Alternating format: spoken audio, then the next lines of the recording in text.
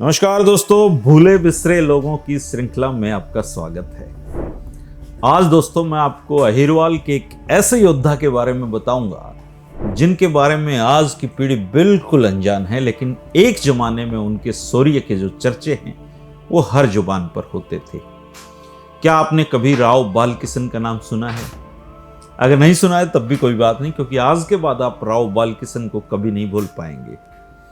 बातें दोस्तों औरंगजेब के जमाने की हैं।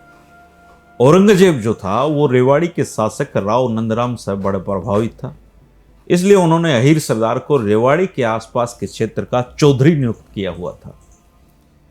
इन्हीं चौधरी नंदराम जी के घर में अपने समय में एक अद्वितीय योद्धा और सूरवीर पैदा हुआ, और उस सूरवीर का नाम था राव बालकिशन। राव बालकिशन की वीरता के किस्से पूरे उत्तर भारत में मशहूर होते थे एक जमाने में। जब बालकिशन बड़ा हुआ तो मुगल सम्राट मोहम्मद शाह रंगीला का राज होता था। मोहम्मद शाह चौधरी नंदराम जी के इस वीर पुत्र से बेहद खुश थे।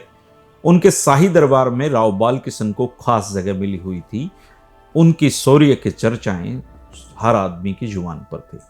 उस समय मुगल साम्राज्य पतन की तरफ अग्रसर था और चारों तरफ अराजकता और अव्यवस्था था।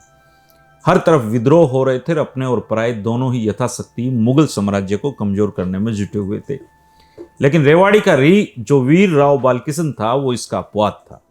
जब भी मोहम्मद शाह पर कोई खतरा आता, बालकिशन उसके साथ आकर खड़ा हो जाता। बादशाह को उन पर इतना विश्वास था कि अपनी जो निजी सुरक्षा का जिम्मा है वो राव बालकिशन को ही उन्होंने सौंपा हुआ था। 1739 में मुगल साम्राज्य पर भारी वज्रपात हुआ, क्योंकि सुदूर उत्तर पश्चिम से नादिर शाह नाम का आक्रमणकारी दिल्ली पर आक्रमण करने आ गया। उस क्रूर हमलावर के सामने जो आया उसने उसको खाक में मिला दिया। मोहम्मद शाह ने बड़ी हिम्मत जुटाकर इस खुखार राक्षस का करनाल के स्थान पर रास्ता रोका। नतीजा भीषण युद्ध हुआ। नादिर शाह के सैन्य बल की तलवार की जो धार है वो मोहम्मद शाह की सेना को गाजर मूली की तरह काटने लगी, और जो बचे वो जान बचाकर भाग खड़े हुए। जब मुगल सेना भाग रही थी तो एक योद्धा हार मानने को तैयार नहीं था। उसकी सेना भी उसके साथ गाजर मूली की तरह कट रही थी, लेकिन युद्ध से भागना मंजूर नहीं था। राव बालकिशन ना पीछे हटने को तैयार थे और ना हार मानने को।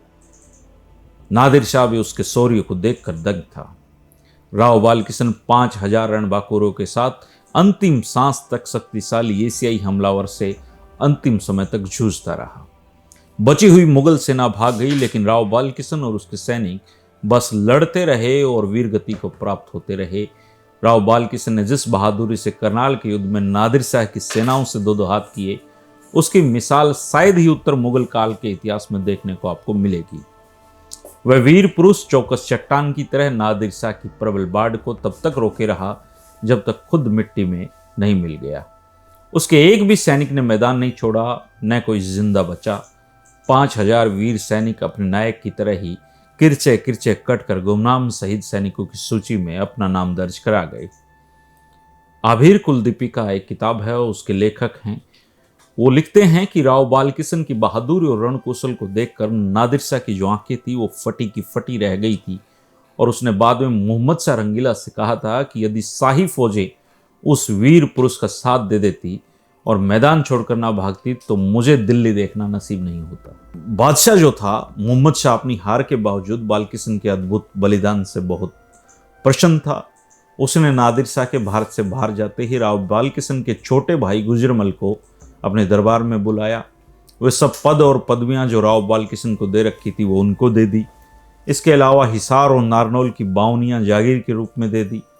राव गुजरमल उसके बाद एक बहुत बड़ी जागीर के स्वामी बने। उनकी जागीर का एक सिरा तो करनाल को छूता था और दूसरा बैराट, सिंघाड़ा, अलवर को, पूर्व में यमुना और पश्चिम में राजस्थान का मरुस्थल उसकी सीमाएं बन गई थी। इस प्रकार राव बालकिशन मरकर भी अपने राज्य को विस्तृत कर गए, उनकी शान, शौकत और समृद्धि को बढ़ा गए। राव बालकिशन की याद में करनाल में मोहम्मद शाह ने एक छतरी भी बनवाई थी। अपने समय में वो छतरी भव्य थी, लेकिन समय के साथ वो छतरी भी मिट गई और राव बालकिशन का नाम भी मिट गया। लेकिन दोस्तों, इतिहास के पन्नों में आज भी अहिरवाल के इस योद्धा का नाम दर्ज है। भूले बिसरे लोगों की श्रृंखला में हम ऐसे ही योद्धाओं को अपने सामने लाने की कोशिश करते हैं।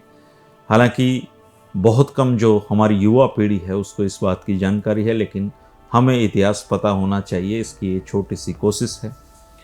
बहुत सारे लोगों ने इतिहास पर काम किया है, जिनमें केसी यादव जी का नाम बहुत प्रमुखता से है, वो भी अब इस दुनिया में नहीं है, लेकिन हरियाणा के इतिहास को खंगालने में उनका बड़ा योगदान था। आजकल राघवेंद्र तंवर जी इस दिशा में काम कर रहे हैं, और भी बहुत सारे लोगों ने काम किया है। तो हमें इतिहास में पढ़ना चाहिए, इतिहास को जानना चाहिए दोस्तों। भूले बिसरे लोगों में ऐसे ही हम योद्धाओं को आपके सामने लाते रहेंगे। शुक्रिया, नमस्कार।